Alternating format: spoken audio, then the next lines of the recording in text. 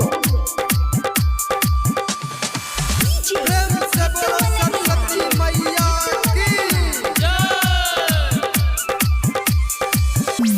माई हो करी कैसे विदाई आबता घर घर रोबाई।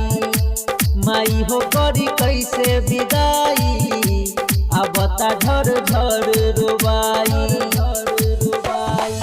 बिना बजा के किस्मतिया जगई कैसे उ दिनमा भुलाई। माई हो करी कैसे विदाई आबता घर घर रोबाई। माई हो करी कैसे विदाई आबता घर घर रोबाई। Singing by Dharmendra Saxena.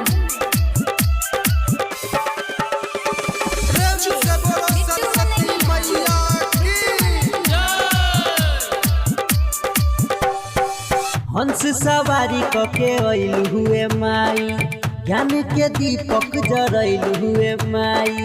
ज्ञान के दीपक जरैल हुए माई। हाँ हाँ हंस सवारी कके अइल हुए माई ज्ञान के दीपक जरैल हुए माई। रह जमाई बाटे तने बिनतिया नहीं सहाई जुदाई।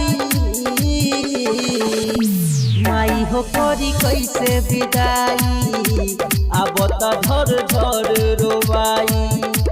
माई हो करी कैसे विदाई आबता घर घर रोबाई।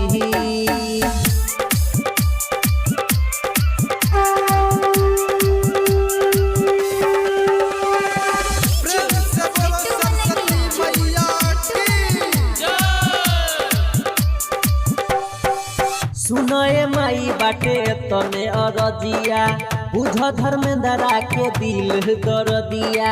बुझ धर्मेंद्रा के दिल दरदिया।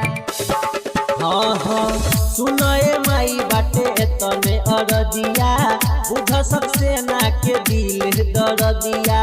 सुदिना सर्फी शंकर परे पैया जतारू अचारा छोड़ा हाई। माई हो करी कैसे विदाई आबता घर घर रोबाई। माई हो करी कैसे विदाई आबता घर घर रोबाई।